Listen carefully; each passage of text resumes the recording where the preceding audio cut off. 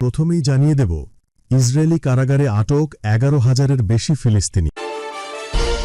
তারপর জানিয়ে দেব, ইসরায়েলি কারাগারে কি হয়েছিল জানালেন গ্রেটা থুনবার্গ।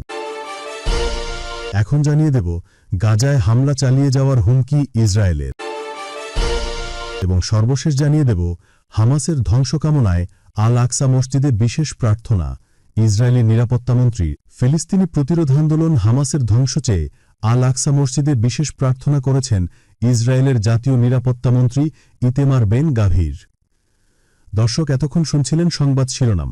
এখন বিস্তারিত জানার আগে আপনি যদি আমাদের চ্যানেলে নতুন এসে থাকেন তাহলে অবশ্যই চ্যানেলটিকে সাবস্ক্রাইব করুন, আর আপনি এই ভিডিওটি দেশের কোন জায়গা থেকে দেখছেন তা কমেন্ট করুন। ইসরায়েলি কারাগারে আটক 11,000-এর বেশি ফিলিস্তিনি। ইসরায়েলি কারাগারে বর্তমানে 11,100-র বেশি ফিলিস্তিনি বন্দী ও আটক অবস্থায় রয়েছেন বলে জানিয়েছে ফিলিস্তিনি বন্দীদের সংগঠন পিপিএস।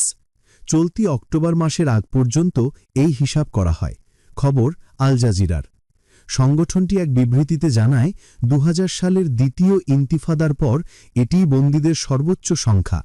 সেখানে বলা হয়, অক্টোবর মাসের হিসেবে ইসরায়েলি কারা প্রশাসনের প্রকাশিত তথ্য অনুযায়ী বর্তমানে দণ্ডপ্রাপ্ত বন্দীর সংখ্যা 1460 জনেরও বেশি। এছাড়া আজীবন কারাদণ্ডপ্রাপ্ত বন্দী এবং যাদের বিরুদ্ধে আজীবন কারাদণ্ডের অভিযোগ গঠন করা হয়েছে এমন বন্দীর সংখ্যা প্রায় 350 জন। এর মধ্যে 303 জন ইতোমধ্যে দণ্ডপ্রাপ্ত, আর 40 জনের বিরুদ্ধে আজীবন কারাদণ্ডের অভিযোগ গঠন প্রক্রিয়াধীন। সংগঠনটি আরও জানায়, আবদুল্লাহ বারঘতি সর্বাধিক দণ্ডপ্রাপ্ত বন্দী, তাকে 67টি আজীবন কারাদণ্ড দেয়া হয়েছে। তারপরেই আছেন ইব্রাহিম হামেদ, যিনি পেয়েছেন 54টি আজীবন কারাদণ্ড। এ পর্যন্ত অন্তত 53 জন নারীকে আটক করা হয়েছে, যাদের মধ্যে 3 জন গাজা থেকে এবং 2 জন কিশোরী। এছাড়া ওফির ও মেগিদ্দো কারাগারে 400-রও বেশি ফিলিস্তিনি শিশুকে বন্দী করে রাখা হয়েছে। ইসরায়েলি কারাগারে কি হয়েছিল জানালেন গ্রেটা থুনবার্গ। গাজামুখী মানবিক সহায়তা বহরের সঙ্গে আটক হওয়ার পর ইসরায়েলি কারাগারে নির্যাতনের শিকার হবার অভিযোগ তুলেছেন সুইডেনের অধিকার কর্মী গ্রেটা থুনবার্গ। দেশে ফিরে মঙ্গলবার স্টকহোমে এক সংবাদ সম্মেলনে তিনি জানান, আটক অবস্থায় তাকে এবং তার সহকর্মীদের বিশুদ্ধ পানি দেওয়া হয়নি, এমনকি যাদের ওষুধ প্রয়োজন ছিল তাদেরও তা থেকে বঞ্চিত করা হয়েছে। থুনবার্গ এই ব্যাপারে বিস্তারিত কিছু বলতে রাজি হননি। তবে সাংবাদিকেরা বারবার জানতে চাইলে পরিবেশ আন্দোলনের এই কর্মী শুধু বলেন, তাকে বিশুদ্ধ পানি দেওয়া হয়নি এবং অন্য আটক ব্যক্তিদের জরুরি ওষুধ থেকে বঞ্চিত করা হয়েছে। থুনবার্গ বলেন, ব্যক্তিগতভাবে আমি যা সহ্য করেছি তা প্রকাশ করতে চাই না, কারণ আমি চাই না যে খবরের শিরোনাম হোক যে গ্রেটাকে নির্যাতন করা হয়েছে। আসল গল্প সেটি নয়। থুনবার্গের মতে তাদের সঙ্গে যা ঘটেছে তা গাজার মানুষের প্রতিদিনের অভিজ্ঞতার তুলনায় কিছুই নয়। এ ব্যাপারে প্রতিক্রিয়া জানতে ইসরায়েলের পররাষ্ট্র মন্ত্রণালয়ের সঙ্গে যোগাযোগ করেছিল রয়টার্স, তবে তাৎক্ষণিক সাড়া পাওয়া যায়নি। তারা বারবার দাবি করেছে আটক ব্যক্তিদের সঙ্গে কোনো ধরনের অসদাচরণ করা হয়নি। গত সপ্তাহে রয়টার্সকে ইসরায়েলের পররাষ্ট্র মন্ত্রণালয়ের মুখপাত্র বলেন, সব আটক ব্যক্তিকে পানি, খাবার ও শৌচাগার ব্যবহার করার সুযোগ দেওয়া হয়েছিল।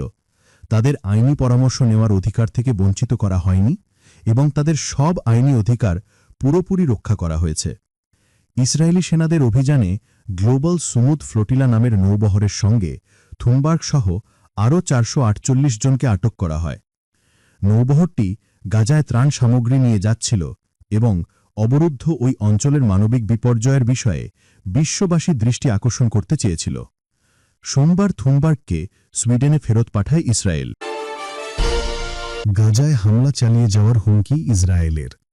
ইসরায়েলি প্রধানমন্ত্রী বেনিয়ামিন নেতানিয়াহু বলেছেন, নিজস্ব উদ্দেশ্যগুলো পূরণ না হওয়া পর্যন্ত গাজায় হামলা অব্যাহত থাকবে। সব জিম্মির মুক্তি, হামাস শাসনের অবসান এবং অবরুদ্ধ উপত্যকাটি তেলাবিবের জন্য আর হুমকি নয়, এসব বিষয় অত্যন্ত নিবিড়ভাবে পর্যবেক্ষণ করা হবে। মঙ্গলবার 7 অক্টোবর গাজা যুদ্ধের 2 বছরে এক বিবৃতিতে এ হুঁশিয়ারি দেন নেতানিয়াহু। খবর টাইমস অফ ইসরায়েলের। এদিকে ইসরায়েলকে এক মুহূর্তের জন্য হামাস বিশ্বাস করে না বলে জানিয়েছেন সংগঠনটির এক শীর্ষ মধ্যস্থতাকারী। একই দিকে গাজার সংঘাত বন্ধে পরোক্ষ আলোচনায় অংশ নিচ্ছেন ইসরায়েলি প্রতিনিধিরা, অন্যদিকে উপত্যকাটিতে নির্বিচারে হামলা চালিয়ে যাচ্ছে দখলদার বাহিনীর সেনারা। মঙ্গলবার উপত্যকাটির পূর্বাঞ্চলীয় সুজায়া এবং দারাজে হামলা চালানো হয়। ইসরায়েলের হামলায় এখন পর্যন্ত নিহতের সংখ্যা ৬৭,০০০ ছাড়িয়ে গেছে, যাদের বেশিরভাগই বেসামরিক নাগরিক। পুরো পরিবার নিশ্চিহ্ন হয়ে গেছে এক আঘাতে, এমন পরিবারের সংখ্যাও অসংখ্য। কোথাও কোথাও শুধু একটি শিশু বেঁচে আছে। আহতের সংখ্যা প্রায় ১,৭০,০০০। হামাসের ধ্বংস কামনায় আল আকসা মসজিদে বিশেষ প্রার্থনা। ইসরায়েলি নিরাপত্তা মন্ত্রীর ফিলিস্তিনি প্রতিরোধ আন্দোলন হামাসের ধ্বংস চেয়ে আল আকসা মসজিদে বিশেষ প্রার্থনা করেছেন ইসরায়েলের জাতীয় নিরাপত্তা মন্ত্রী ইতেমার বেন গাভির। বুধবার ৮ অক্টোবর কাতার ভিত্তিক গণমাধ্যম আল জাজিরার এক প্রতিবেদনে এই তথ্য জানানো হয়েছে। প্রতিবেদনে বলা হয়েছে, বেন গাভির আজ বুধবার নিয়ম লঙ্ঘন করে আল আকসা মসজিদে প্রবেশ করেছে। এ সময় ইসরায়েলি পুলিশ তার নিরাপত্তায় ছিল। ইহুদিদের আরশ উৎসব উপলক্ষে তিনি সেখানে গিয়ে বিশেষ প্রার্থনা করেন। ফিলিস্তিনি সংবাদ সংস্থা জানিয়েছে, বেন গাভির একদল অবৈধ বসতি স্থাপনকারীদের সঙ্গে নিয়ে আল আকসায় প্রবেশ করেছেন। তারা পশ্চিম দিকের দরজা দিয়ে আল আকসা প্রাঙ্গণে প্রবেশ করে। ইসরায়েলি গণমাধ্যম ম্যারিভের এক প্রতিবেদনে নিরাপত্তা মন্ত্রণালয়ের উদ্ধৃতিতে বলা হয়, বেন গাভিরের আল আকসা মসজিদে প্রবেশের মূল লক্ষ্য ছিল হামাসের বিরুদ্ধে বিশেষ প্রার্থনা করা, যেন হামাস ধ্বংস হয়ে যায় এবং ইসরায়েলি বন্দীদের ফিরিয়ে আনা যায়। আল জাজিরা জানিয়েছে, মসজিদের প্রাঙ্গণে গিয়ে তালমুদিক রীতিতে বিশেষ প্রার্থনা করে এবং সেখানে বেশ উগ্র আচরণ করে। একই সাথে তারা সেখানে সবজির নৈবেদ্য নিয়ে গেছিল।